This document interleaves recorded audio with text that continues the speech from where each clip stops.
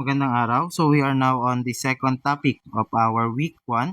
So we have the rectilinear kinematics pa rin, but this time we are talking about erratic motion. So ano ba yung erratic motion? So in reality, hindi naman nagta-travel yung isang vehicle or isang object at a constant acceleration. There comes a time na parang bigla siyang bibilis, bigla siyang babagal, okay? So ang tendency, yung kanyang motion ay hindi consistent at yun ay tinatawag nating erratic motion. Okay? So, since mahirap at very variable yung motion ng isang particle, it will be much easier kung yung mga motion nila ay i-describe or ipapakita natin using a graphical method. So, in this case, ang pag-uusapan natin ay pag-a-analyze ng motion using graphical method. Wait lang, Wait lang guys, ayaw niya mag-move. Okay. Yan. So, erratic motion, a type of motion in which the motion's parameter is not continuous. Pabago-bago. So, when a particle has changing motion, then its position, velocity, and acceleration cannot be described by a single function. Hindi lang isang formula or hindi lang isang relationship meron. Marami. Kaya mas madaling ang i-describe sila using a graphical method. Okay? So, pag-usapan natin yung mga graphs dito sa erratic motion. First is we have the position time graph. Under this position time graph, ang ipinaplot natin ay ang position natin on the y-axis and then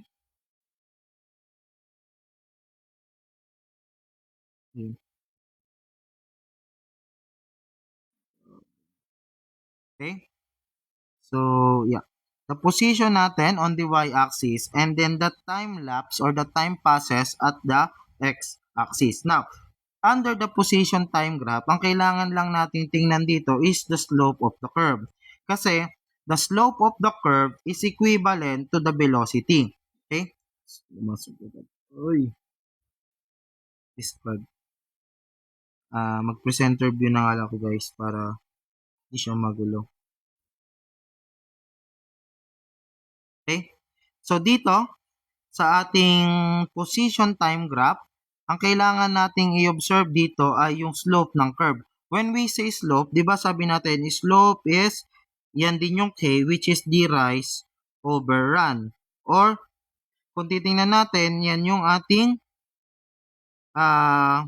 change in S over change in time. For example, meron kang triangle, di ba? So, ito, ang unang position natin dito, let's say t is equal to 1 second, and then t is equal to 2 seconds. Then, itong point na to is s is equal to 0, then ito ay s is equal to 5. Therefore, we can say that our slope is 5 minus 0, which is our rise, ito yung rise, over our run na ito, which is 2 minus 1. So, our slope then is 5. Yung 5 na yan, that is actually the velocity of the particle from 1 to 2. Okay? Next, pagdating naman sa velocity time graph, so by velocity time graph, ay, ba't nawala yung graph ko dito? So, nabura siguro yung graph. So, under the velocity time graph, ang kailangan naman natin tingnan ay yung area under the graph. Kasi yung area under the graph, that is our position. Okay? Again, the area under the graph is the displacement rather. The displacement between two known points.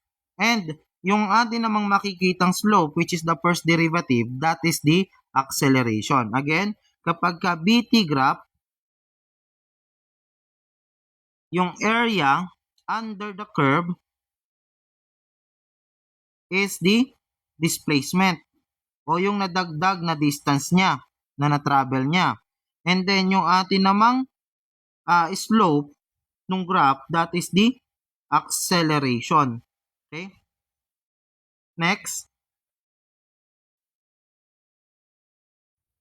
Pagdating naman sa acceleration time graph, our acceleration, okay, the first derivative is our velocity. So, sabi dito, an AT graph can be constructed by plotting the acceleration on the ordinate while the time is on the abscissa. Okay? And the area below this graph is our acceleration. That is the first integral which is equivalent to our acceleration. Yung acceleration natin, that is the first derivative of our velocity. Yun yung kanina dito. The first derivative or the slope of our BT curve is the acceleration. So mamaya, liliwanagin pa natin yan. But to summarize everything, okay, the slope of the position time graph equals to the velocity.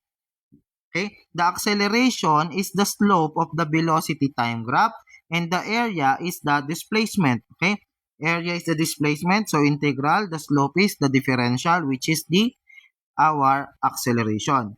So the area naman under our acceleration time graph is the change in velocity. Take note, change in velocity. Okay. Sa pag-graph natin, ang pinakamababang degree ay acceleration. Habang bumababa tayo to velocity, nag-i-increase tayo ng isang degree at isa pang degree pagdating dito kay S, kaya but plus 2. Plus 1 lang ito. Mahirap po kasing gamitin yung PowerPoint sa tab. Okay? So plus 1 ulit pagdating naman natin kay position. Let's say, ang degree nito ay 0 kasi horizontal, flat line. Ang degree naman nito ay 1 kasi linear.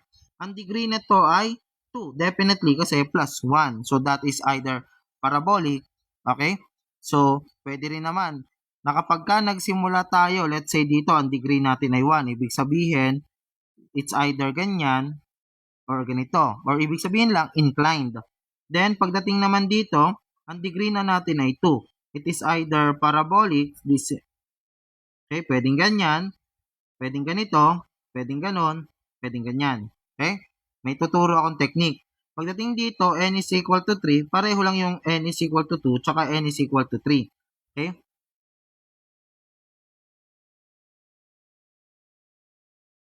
So, ay pag ganon, ayan. So, yung PNDI circle or yung DD diagram kung tawagin ng iba. Sabi dito, positive decreasing, negative increasing, negative decreasing, positive increasing. So sabi, pag daw ang load natin, for example dito sa velocity time graph, ang load natin dito ay above our time. So therefore, this is a positive ito, plus the value of this, yung value nito ay mula sa dito hanggang dito, so tumataas, so this is positive increasing. So our graph daw ay susunod ng ganitong curvature. Kaya yung graph natin dito ay nasa quadrant 4. Okay? So mamaya i-elaborate nga ulit natin dito sa mga sample problem. So let me shift to my board. Okay? So for sample problem number 1, so sabi dito kay sample problem number 1, a particle moves in a straight line with an acceleration shown in the figure. Knowing that it starts from the origin with b initial is equal to negative 14 feet per second, plot the bt and xt curve for 0 for time is greater than 0 but less than 15 seconds and determine the maximum value of the velocity, the maximum value of the position, and then determine the velocity of particle, its position, and the total distance traveled after 10 seconds. Alright. I-analyze muna natin tong binigay sa atin na AT curve. So, yung AT curve natin, kung mapapansin natin, puro constant yung acceleration natin. Pagka flat line kasi na ganyan, ibig sabihin, constant lang yung movement natin, yung acceleration natin. Okay? So, from 0 to 2 seconds, constant na 3. From 2 to 5 seconds, constant na A. From 5 to 8, constant na 3 ulit. And then, nagdi-decelerate siya constantly at negative 5 simula 8 seconds. At ang analysis natin ay, according to the problem, we should analyze this hanggang 15 seconds. Okay. Ang sabi natin, yung area below, yung na area sa ilalim na to, ng ating acceleration time graph, that is our velocity. Okay? Yung area, again, ulitin po ni sir, yung area under AT graph, that is our change in velocity. Change in velocity, ano? Pinagbabago ng velocity. Alright? So, dito sa first part natin, ang ating acceleration ay 3, ang ating time ay 2, therefore the area is positive 6. Okay? Dito naman sa pangalawang tipak natin or pangalawang part, from 2 to 5, the time here is 3 or the length of it is 3. Then 8 naman yung ating acceleration, so the area is positive 24. Dito, from 5 to 8, the time here is 3. Dito 2 ha. Time 3 times 3, so positive 9. From 8 seconds to 15 seconds, so meron tayong 7-second difference. So in our 7-second difference, our acceleration is negative 5. Therefore, this is negative 35. Okay? So i-plot ngayon natin yung ating velocity time curve.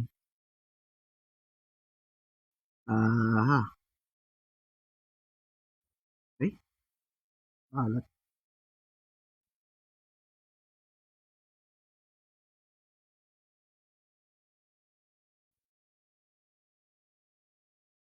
Alright. Ay, ang haba. Ano ba yan? Ito lang. Yan. Then we have another one dito.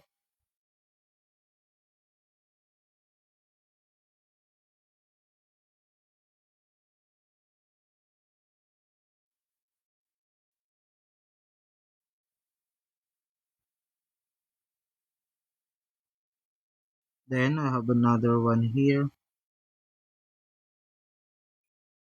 Then let's have another one here. So ipa-plot lang natin to. And then last one.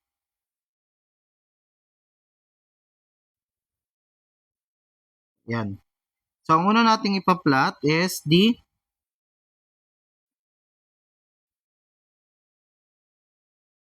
velocity time. Okay?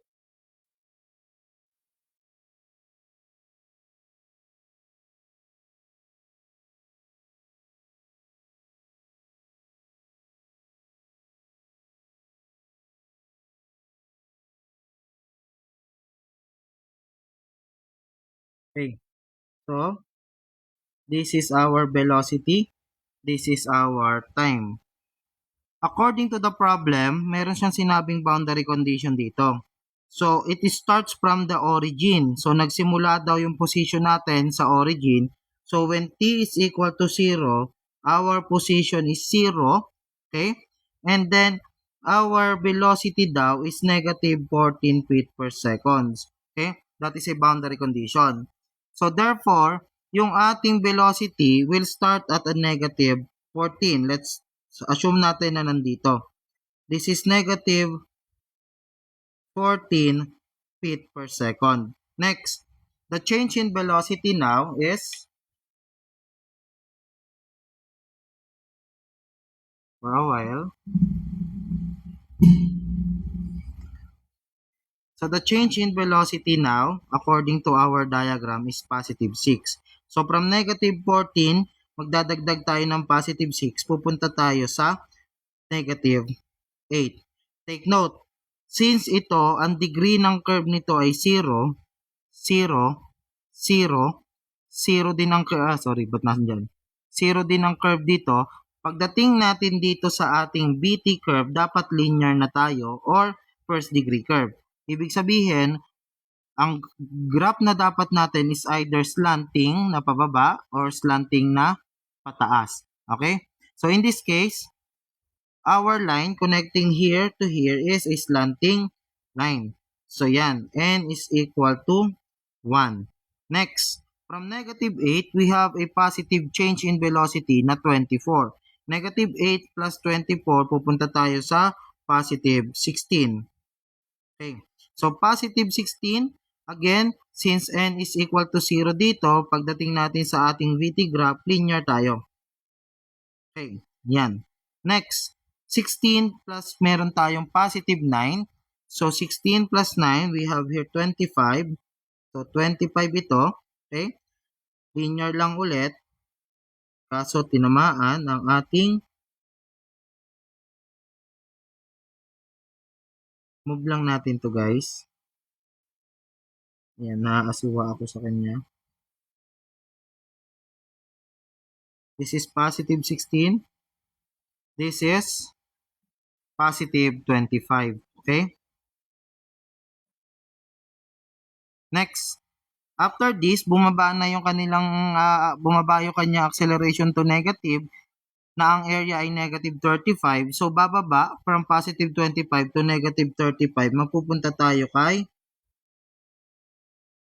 negative 10. Okay? So, this is our negative 10. So, ito ngayon yung ating VT curve. Okay? So, to answer, the maximum value of our velocity for letter A, so the B maximum natin is 25 meters per seconds. Yan yung ating maximum velocity. Feet per seconds tayo. Feet per second. Next, puntahan naman natin yung ating position time graph. So, ang kailangan naman natin dito ay yung area under the BT graph. So, dito, sa part na to, sa first curve, meron tayong parallelogram na ang height natin, ay trapezoid rather. So, may trapezoid tayo na ang height sa kabilang side ay negative 14, dito negative 8. The time difference is 2 seconds dito, 3 seconds, 3 seconds, and then here 7 seconds in total yung time difference.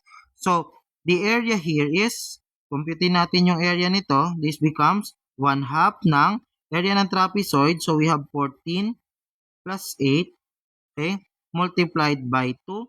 So, the area here is 1/2 ng 14 plus 8 times 2, we have 22, negative 22. So, this is negative 22. Now, dito sa part na to, nahati yung ating area. Merong negative side at merong positive side. So, hiwalay natin yung sosolven. But ang una natin kailangang hanapin is the distance here from here. Tawagin natin yung x. So, to do that, gagamit tayo ng similar triangle theorem. So, dito, meron tayong line. Okay? Yung part na to, ito yung tinatawag natin x. So, yung matitira dito, that is 3 minus x kasi yung haba natin ay 3. Itong side, this is 16 ang taas, yung kabilang side naman ay 8. So, under similar triangle, i-ratio lang natin yung height doon sa length ng triangle. We have 8 over x is equal to 16 over 3 minus x. So, here we can solve for x as x is equal to 1. Therefore, kung 1 ito, our area here is area ng triangle. So, the area is 1/2 ng base, which is yung 1, times our height na 8 or negative 8. So, our area is negative 4. Okay. Pagdating naman dito sa kabilang side, since ito 1, ito 2, our area on this side is triangle ulit, 1/2 ng 16 times 2, so that is also 16. Again, that is just the area of our triangle. Next, we have a trapezoid on this part. So sa trapezoid ulit tayo, our area is 1/2 ng 16 plus 25 multiplied by 3. So that is 1/2 ng 16 plus 25 multiplied by 3. We have 61.5. So this is 61.5 ang area natin. Take note of the areas kasi yan ang gagamitin natin to plot for our position time graph. Next, dito, similar dun sa unang problem, nahati ulit. Let's call this y naman. So, itong matitira dito, 7 minus y, di ba? Kasi ang total length ay 7. So, let's draw.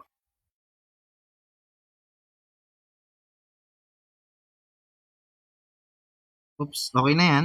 Hindi naman kailangan accurate as long as mabivisualize natin. This is 25, this is y, this is 7 minus y, and this is 10. Similar triangle, unang triangle muna tayo, ang height ay 25, ang length ay y. Pangalawang triangle, ang height ay 10, ang length ay 7 minus y. Hindi nyo isasama yung negative dito or yung negative dito sa 10 ha. Okay? So, hindi sila kasama. Yung height lang as an absolute height. Okay? So, here, our y is 5. So, this is 5. This is 2. So, the area of this is 1 half. Since triangle siya, 1 half ng base is 5. Height is 25. So, we have 62.5. Okay? Then lastly, meron tayong 2 tsaka negative 10 na triangle. So, 1 half of 2 is 1 multiplied by 10. So, this is negative 10. Ito na ngayon lahat ng area ng ating graph. From here, we can now plot our position time graph. So, this is our position. X pala yung gamit ng problem. Okay? Sige, i-plot na natin. So, sabi ng problem, when t is 0, x is 0. So, nagsisimula tayo sa 0. Okay. Next, the first change or the first displacement is negative 22. So, from 0, bababa tayo, mapupunta tayo sa negative 22. Assumingly, andito siya. Yan. Next, we have an area of negative 4. So, from negative 22, bababa pa ulit tayo to negative 26. Kasi minus 4. Ay, sorry, mali yun. The reason kung bakit mali yun is kailangan nating i-plot yung line na to. Okay? Kasi dito lang yung ating negative 4. Oops. So from negative 22, okay, magbababa tayo up to here. So we have here negative 26. Okay? Then after that, ang displacement na natin ay positive 16. So from negative 626, magkakaroon ng positive 16, mapupunta tayo sa negative 10. Okay? So negative 10, our displacement next is 61.5. So negative 10 plus 61.5, ang meron tayo ay 51.5. So aangat ngayon yung ating velocity dito to 51.5. Ay, sorry. The position, rather. Medyo hindi pa sa velocity, naka-move on. Next, meron tayong another special point here. Okay, kung saan nag-zero yung ating velocity. So, dito, ang area natin ay 62.5. Okay, 61.5 from 51.5 plus 62.5. Our area now is 114. 51.5 plus 62.5. Tama, 114. So, dito. Okay? So, 114. And lastly, we have negative 10. So, bababa tayo to 104. So, ang dulong position natin is 104 feet. Okay? So, this is in feet. Now, the question of our problem is, for letter B, what is the maximum value of position? So, yung ating maximum value of position is 114 feet. So, hanggang dito yung pinakamalayo niyang narating. Next, for letter C, the question is the velocity of particle and its position after 10 seconds. So, dito, hanapin lang natin si 10 seconds. So, roughly around here. Say, nandito si 10 seconds. Maglalagay lang tayo ng another point for 10 seconds dito. Okay?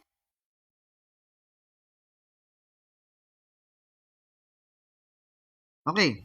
Now, so ang tanong sa atin, ang unang tanong, ano yung velocity natin at this point? Ito yung velocity at 10 seconds. Ito naman yung position natin at 10 seconds. So, hopefully nasundan yon. So, medyo complicated ito, pero kaya natin itong solve using the similar triangle. Kunin lang natin yung triangle na to, na ang width ay 5. Kunin natin yan. Okay? This is another case of similar triangle. Andito sa point na to,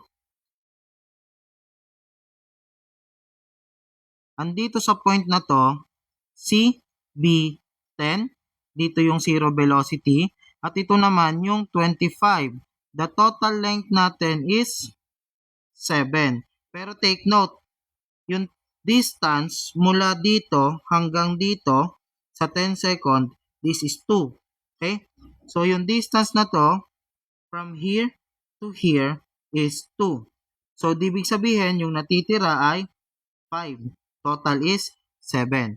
Similar sa similar triangle natin kanina, yung unang triangle, which is yung malaki, 25 yung height niya, ang length niya ay 7. Yung maliit naman, ang height niya ay V10, ang width naman niya ay 5. Therefore, we can say that V10 is 25 times 5 over 7, or that is 17.8.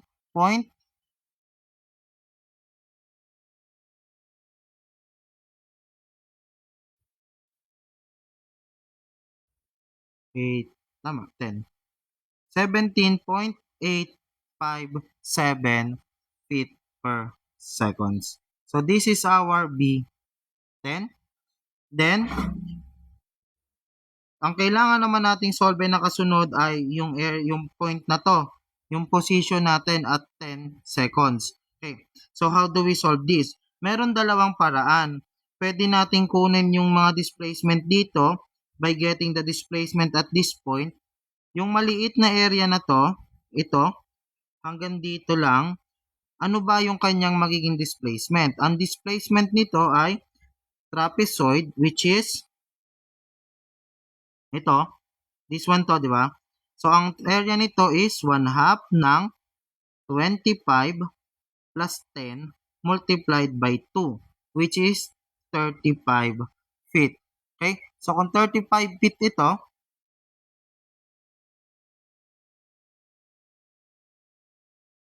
oops, I think we made a mistake on this one. Ulitin natin to. Hindi 7 yung total. Si 7 nga pala ay mula dito hanggang dito. Ang triangle lang natin is ito. So, that is 5. So, therefore, ito ay 3. So, our right triangle, we made a very common mistake dahil hindi maganda yung pagkaka-illustrate ni Sir dito. Nalito tayo. So, this is 25 times 3 over 7. Over 5 rather. Which will give us 15 feet per seconds. See? So, mababago rin yung sagot natin dito. This becomes,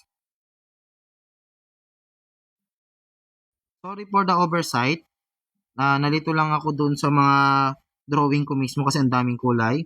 So, our B10 is 15. Okay? Multiplied by the width of 2. So, that is 1/2 or makakancel na to. So, 15 plus 25 na lang. That is, this one is 40. So, ang sinasabi lang ni Sir dito is, pwede natin kunin yung sum ng displacement up to this point. So, yung x10 natin, from our initial displacement na initial position na 0 plus our first displacement na negative 22 plus our next displacement na negative 4, okay, plus our next displacement na positive 16 plus our next displacement 61.5, and then instead ng i-add natin ay si 62.5, ang i-add nating displacement dito, ang i-add na lang natin na displacement ay 40 hanggang dito lang. So, plus 40. So, our x10 will be 0 plus minus 22 minus 4 plus 16 plus 61.5 plus 40. We have here 91.5 feet. This is now our displacement when time t is equal to 10 seconds. Okay, that's it for this problem. Let's proceed with the next problem. For sample problem number 2, Sabi dito, a particle moves on a straight line with the velocity shown in the figure. Knowing that the particle x is negative 540 meters at t is equal to 0, construct the at and xt curves for 0 for t greater than 0 but less than 50 seconds. Determine the total distance traveled by the particle, and then lastly, determine the two times at which x is equal to 0. Okay. So, ito yung graph natin. So, ang ating velocity from 0 to 10 seconds ay 60, then gradually decreasing hanggang maging negative 20 na lang sa 26 seconds. Traveling constant velocity up to 41 seconds, then changing, increasing our velocity up to 46 seconds para maging negative 5 na lang, and then travel constantly hanggang sa 50 seconds. Alright. Pwede nating unahing i-plot yung ating AT curve. Pwede rin naman yung position. Kahit alin naman ang unahin natin, pareho lang. So, dito may point ng 0 velocity. So, kailangan nating i-plot yan. Okay?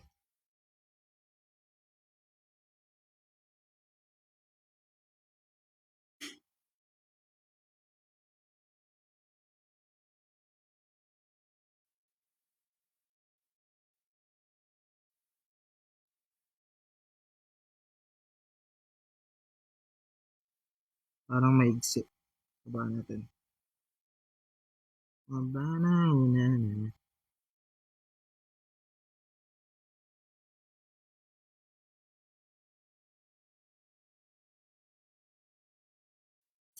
Alright. Okay. So, ito na yung ating graph. Ready for plotting na tayo. Unahin na natin si acceleration. But before we proceed to that, alamin muna natin yung time kung saan nag-zero yung ating velocity. Okay, so saan kaya nag-zero yung velocity? We can use the similar triangle theorem. I-drawing natin yung area na to.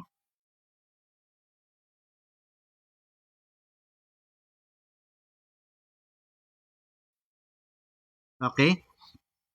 Ito yung point na yan. Tawagin ko tong x. Then, the total distance natin is 26 seconds tsaka minus 10, that is 16 seconds. Then, the height here is 60. Then, the height here is 20. Again, tinatanggal natin yung negative. So, yung natitira na to, this is 16 minus x.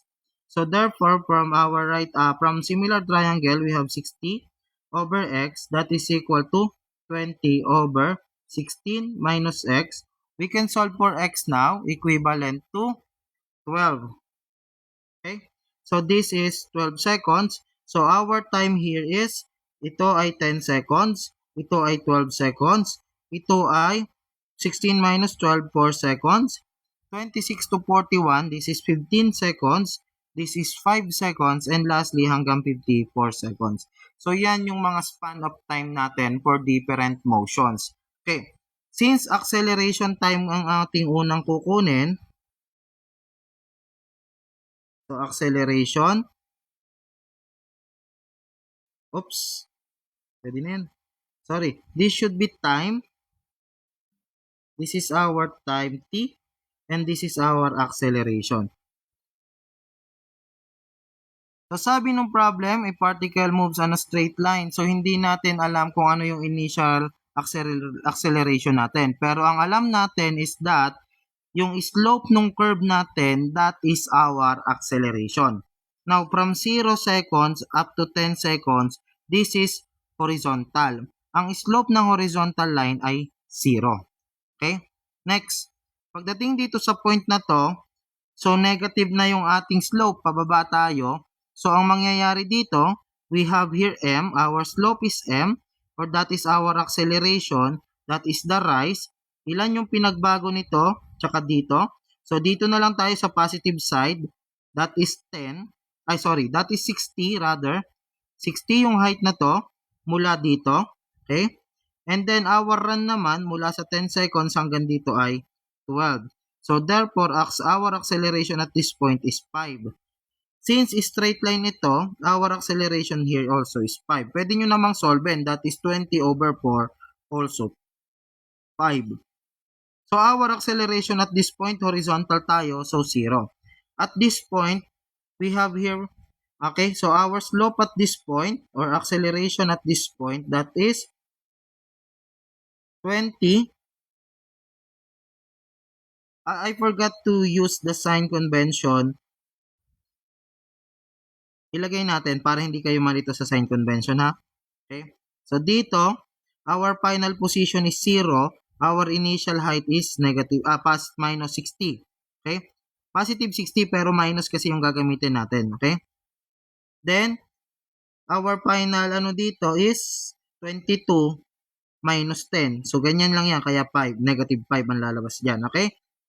Now, dito naman, our final velocity at this point is negative 5 minus our initial velocity is negative 20 divided by 46 minus 41.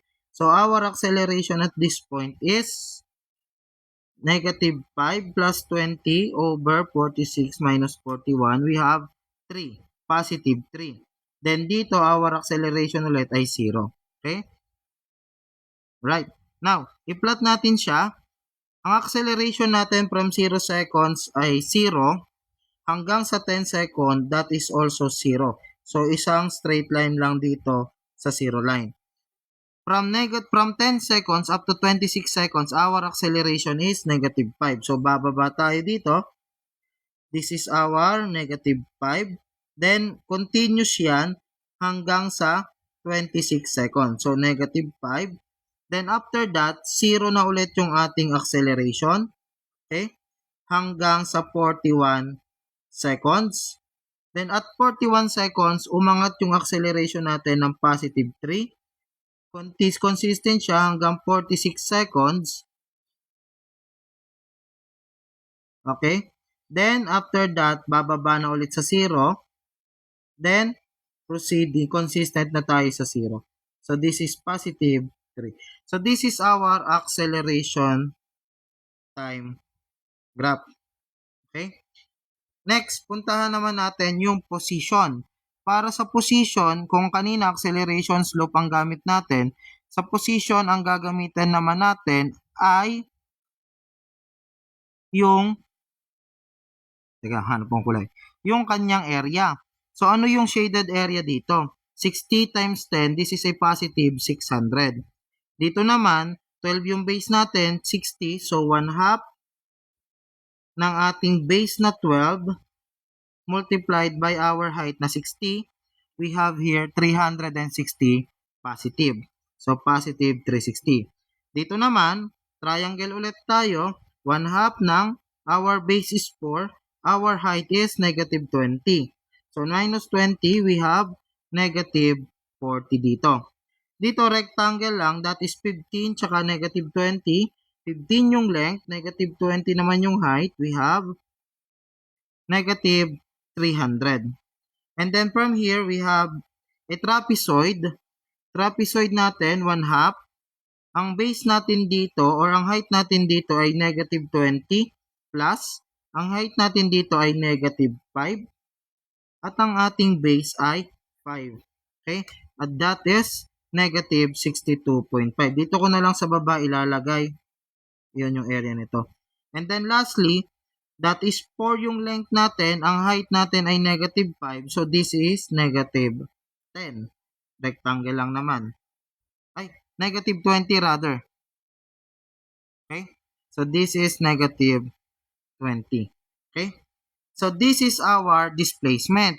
So sabi ng problem, nagsimula raw yung position natin at negative 540. So drawing lang natin muna yung ating x and y. So this is our time. And right here is our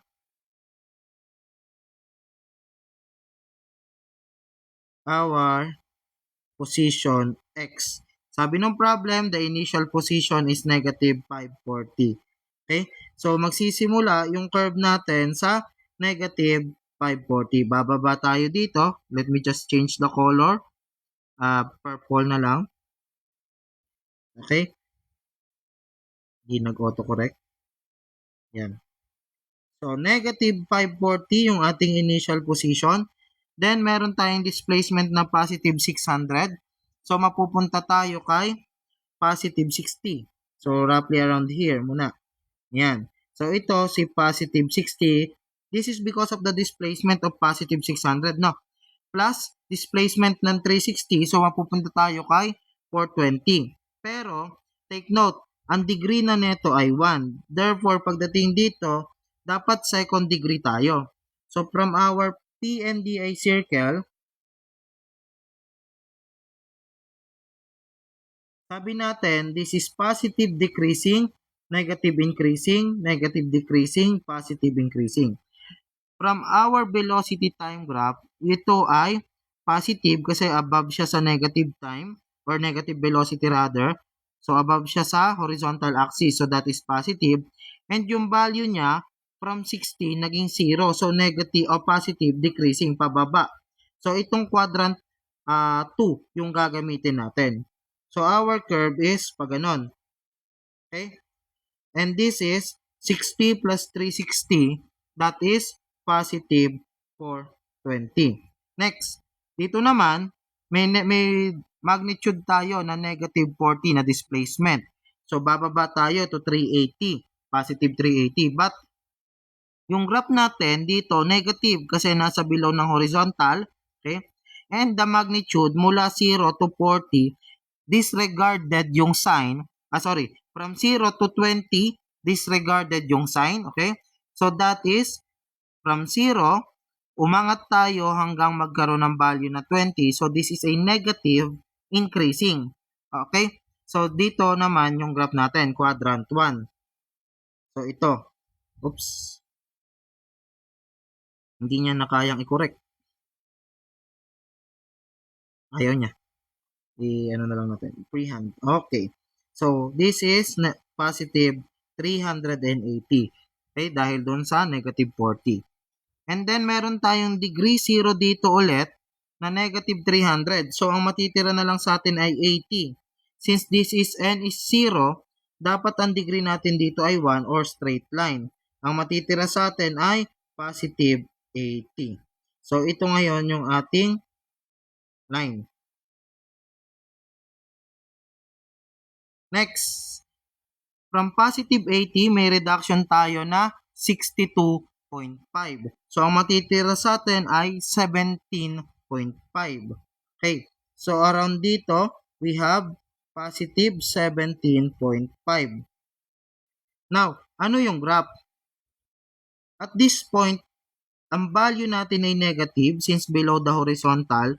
Yung kanyang pinagmula na value ay 20 hanggang sa 5. So, bumaba 20 to 5 pababa. Again, i-disregard natin muna yung sign sa pag-decide kung anong gagamitin nating pang plot. Okay, kung anong curvature. From 20 to 5, so decreasing tayo tapos negative. Negative, decreasing. So, itong quadrant 3. So, our curves looks like this. Yan. Medyo pangit lang. Then, finally, meron tayong negative 20. So, mapupunta tayo sa negative 2.5. Medyo malaki pa yung 2.5 sa 17. Okay? And that is our position time graph. Okay. Balikan natin yung tanong. Yung unang tanong is to construct, which is nagawa na natin. Then the next question is the distance traveled by the particle. Total distance traveled. So yung total distance traveled, guys, is actually the sum of all the displacement yan, di ba? So yung total distance, let's call that xt kasi x yung ginamit. The total distance traveled is the sum of all the displacement regardless of design convention. So that is 600 plus 360 plus 40 plus 300 plus 62.5. Then, di na kasya plus ano yung area dito sa dulo? Plus 20. So, 1, 2, 3, 4, 5, 6. 1, 2, 3, 4, 5, 6. So, the total distance traveled is 1,382.5 meters. Then lastly, Determine the time at the two times at which x is equal to 0. Kailan daw nagsisiro yung x natin? Meron tayo ditong isang point at meron tayong isang point dito. So let's solve that using similar triangle. Dito muna. Let's call it x1. Then tawagin natin tong x2. So si x1, okay, we have here our x1. Since itong distance na to is 10, 10 seconds yung difference. Therefore, itong natitira dito ay 10 minus x. Again, 10 ito, 10 seconds. Ito namang area na to, this is 4 seconds. Okay? So, ang height natin dito sa left side is 540. Dito naman sa kabilang side ay 16. So, similar triangle, 540 over x1 is equal to 60 over 10 minus x1. So, our x1 here is 9.0 seconds. So, yan yung unang time kung saan 0 yung ating position. Puntahan naman natin yung pangalawa. We have here, ito ay 2.5, ito naman ay 17.5, ito si x2, at ito ay magiging 4 minus x2 kasi 4 yung total distance. So therefore, similar triangle, 17.5 over x2 is equivalent to 2.5 over 4 minus x2. Okay? So in this case, our value of x2 is 17.5 over alpha x. Alpha equals sa 2.5 over 4 minus alpha x. Shift solve tayo. 3.5 seconds. Yung 3.5 seconds, after yan nito. And that time is 46. So yung pangalawang time talaga natin, x2 prime, that is 46 seconds plus 3.5 seconds, or yung ating next point is 49.5 seconds. Yan yung dalawang time kung saan nag-zero yung ating position. So that would be all for this sample problem. See you on the next one.